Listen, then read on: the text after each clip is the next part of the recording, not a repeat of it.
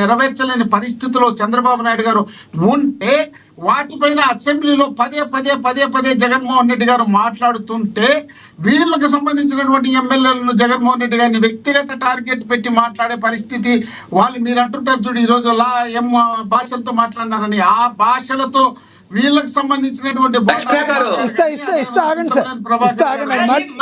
మన చర్చ దేని మీద సార్ మన చర్చ దేని మీద మీకు 1995 నుంచి మాట్లాడతా కాదు సార్ ఆయనకి ఎట్లా హైదరాబాద్ కు కడప గుండాలు పంపించి మత వైపు యోషమ్మని రెచ్చగొట్టి ఎట్లా 100 మంది ప్రాణాలు తీశాడు. రాజారెడ్డి గారు ఎట్లా హత్య రాజకీయం చేశారు. మంగంపేటలో ఆయన సొంత పార్టీని ఎట్లా చంపేశాడు. ఎట్లా 100 మందిని హత్య చేశారు. ఇవన్నీ మాడమంటే నా దగ్గర చాలా చిట్టా ఉంది సార్. నేను అంటున్నా సార్ మీరు 2014 నుంచి మాట్లాడండి.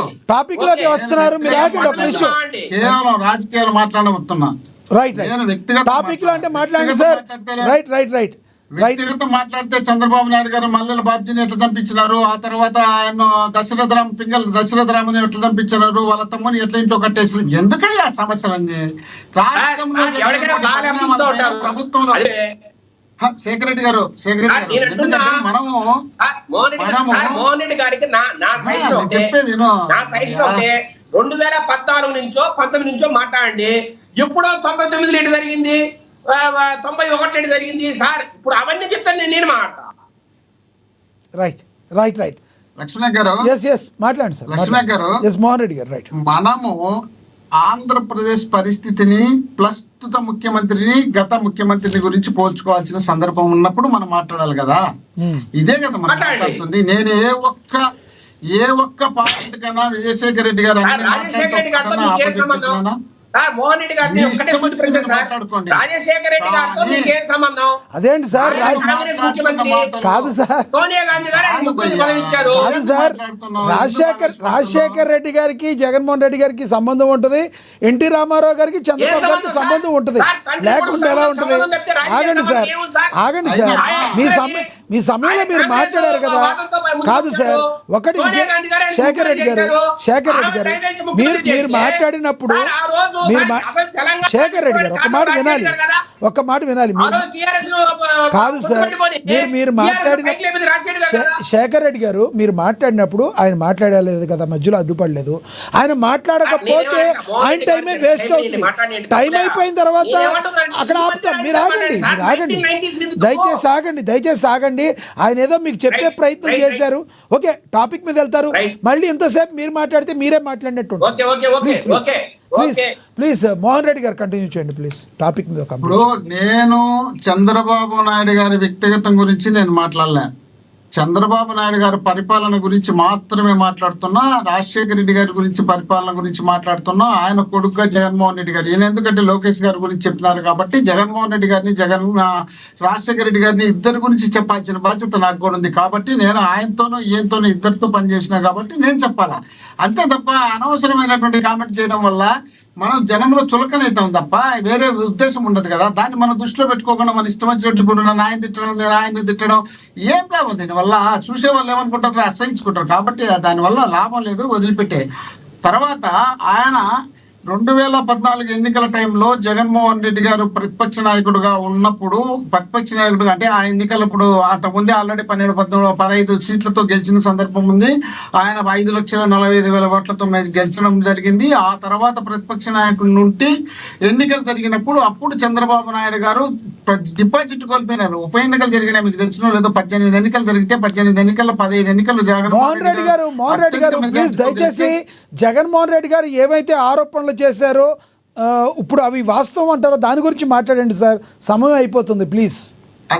అది మాట్లాడితే 2 నిమిషాలు అయిపోతుంది కదా. అది కాదు కదా, సబ్జెక్ట్ మొత్తం రావాలి కదా. రావాలన్నప్పుడు చెప్పాలి కదా. కాబట్టి నేను చెప్తున్నా డిపాజిట్ కోల్పోయినప్పుడు 2012లో కోల్పోయినప్పుడు 14లో వీళ్ళు అధికారంలోకి రావాలంటే ఏం చేయాలనే ఆలోచన చేసినప్పుడు అప్పటికి కాంగ్రెస్ పార్టీ కేంద్రంలో 10 సంవత్సరాల అధికారంలో ఉన్నప్పుడు ఆ పార్టీ ఏ పార్టీ మోహన్ రెడ్డి గారు రాజశేఖర రెడ్డి గారు ఉన్న మీద ఉన్న అభిమానంతో మీరు ఈ చెప్పే అన్నీ కూడా జగన్మోహన్ రెడ్డి గారికి చెప్పుంటే అసలు ఈరోజు ఈ పరిస్థితి వచ్చేది కాదు. నాయనా మీ నాన్నగారు చేసిన పనులన్నీ నువ్వు చేస్తే 30 సంవత్సరాల పాటు నువ్వే సీఎం అని మీరు జగన్మోహన్ రెడ్డి గారికి చెప్తే బాగుండేది. మీరేమో అందరికీ చెప్పాలనుకుంటున్నారు, జగన్మోహన్ రెడ్డి గారికి చెప్పలేదు ఎంతవరకు అని. ఆయనకే టికెట్ ఇవ్వలేదు సార్, మోహన్ రెడ్డి గారికి టికెట్ ఇవ్వలేదు, ఆయన ఏం చెప్తారు సార్? ఓకే, ఇప్పుడు 40 సంవత్సరాల నుంచి రాజశేఖర్ గారికి కాబెట్టుకున్న మోహన్ రెడ్డి గారికి టికెట్ ఇవ్వాలి. ఆయన పెద్దిరెడ్డి మిథున్ రెడ్డి డబ్బులు దొప్పేసి అందరి దగ్గర ఆయనకి బుద్ధిపట్టిన వ్యక్తులు అనంతపూర్ డిస్ట్రిక్ట్ లో టికెట్లు ఇచ్చారు. మోహన్ రెడ్డి గారు అంత కష్టపడితే ఆయన టికెట్లు ఇవ్వాలి. ఓకే, మోహన్ రెడ్డి గారికి మీద మీకు ఎంత ప్రేమ ఉందో పవన్ కళ్యాణ్ గారికి వైసీపీకి అంత ప్రేమ ఉందో మాకు అర్థమైంది. మీ మోహన్ రెడ్డి గారి మీద మీకు ఎంత ప్రేమ ఉందో వైసీపీకి కూడా పవన్ కళ్యాణ్ మీద అంతే ప్రేమ ఉందో అర్థమైంది. ఆగండి కాసేపు, టాపిక్ మీద మాట్లాడినివ్వండి ఆయన. ఎస్, మాట్లాడండి సార్. ఇప్పుడు మీరు 20 నిమిషాలు టైం ఇచ్చినారు కదా, 20 నిమిషాల్లో నేను ఏదన్నా తప్పు మాట్లాడినప్పుడు మీరు క్వశ్చన్ చేస్తే నేను ఆన్సర్ చెప్తాను. నేను ఉన్నట్టు మాట్లాడేప్పుడు మధ్యలో కల్పిస్తే ఎట్లా సార్? మరీ ఇంత దారుణంగా మాట్లాడితే ఎట్లా? కాదు కదా. ఒకటి, నా టికెట్ నాకు మిథున్ రెడ్డి గారు డబ్బులు కొట్టేసినారా, లోకేష్ గారు డబ్బులు కొట్టేసినారా, పవన్ కళ్యాణ్ గారు వాళ్ళ అన్నగారు పోటీ చేసినప్పుడు అల్లు అరవింద్ గారు కొట్టేసినారా? అవన్నీ మనకు అవసరం, ఇప్పుడు అవసరం లేదు కదా. అవి కాదు, ఇప్పుడు మాట్లాడాల్సిన సందర్భం వచ్చినప్పుడు మనం మాట్లాడతాం. టికెట్ల గురించి, పార్టీ గురించి, అదేదో పార్టీకి సంబంధించిన వ్యవహారము, నాకు సంబంధించిన వ్యవహారము, జగన్మోహన్ రెడ్డి గారికి సంబంధించిన వ్యవహారము, మన నియోజకవర్గానికి సంబంధించిన అవన్నీ సబ్జెక్ట్ కాదు.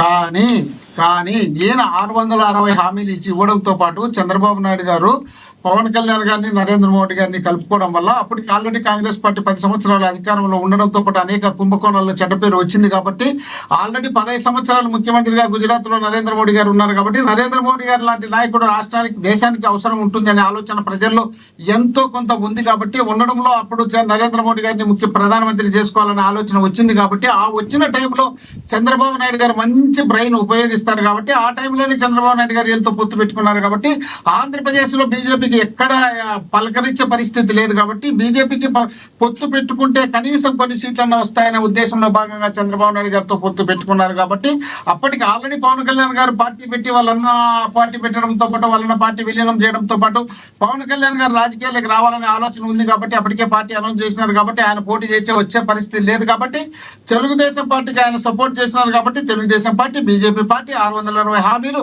కాంగ్రెస్ పార్టీ డ్యామేజ్, ఇవన్నీ కలిపినారు. కాబట్టి రాష్ట్ర విభజన జరిగింది. కాబట్టి ఈ విభజన సందర్భంలో జగన్మోహన్ రెడ్డి గారు జూనియర్ లీడర్ కదా, సీనియర్ లీడర్ గా ఉన్నటువంటి చంద్రబాబు నాయుడు గారితో పాటు, బీజేపీతో అలయన్స్ పెట్టుకున్నటువంటి చంద్రబాబు నాయుడు గారితో పాటు, పవన్ కళ్యాణ్ రాజకీయ సినిమా పిల్లంగా ఉన్నటువంటి అభిమానులతో పాటు ఇవన్నీ కలిపినప్పుడు జగన్మోహన్ రెడ్డి గారు ఓడిపోవడానికి కారణమైంది తప్ప 2012లో డిపాజిట్ రానిటువంటి చంద్రబాబు నాయుడు గారు 14లో అధికారంలోకి వచ్చినట్టంటే వీటన్నిటినీ కారణాలను మనం దృష్టిలో పెట్టుకోకుండా మాట్లాడడంతో పాటు అప్పుడు ఇచ్చినటువంటి హామీలు ఏ ఒక్కటి నెరవేర్చకపోతే జగన్మోహన్ రెడ్డి గారు అసెంబ్లీలో పదే వాదన చేస్తే అప్పుడున్నటువంటి ఎమ్మెల్యేలుగా ఉన్నటువంటి చింతమనేని ప్రభాకర్ గారు కానీ, అదే విధంగా బోండా ఉమా గారు కానీ వాళ్ళు మాట్లాడినటువంటి 19 తర్వాత 24 తర్వాత సమస్యలు కొద్దిసేపు ప్లీజ్ 24 తర్వాత ఏం మాట్లాడారు చెప్పండి. పదే అసెంబ్లీలో అడ్డం తగులుతుంది.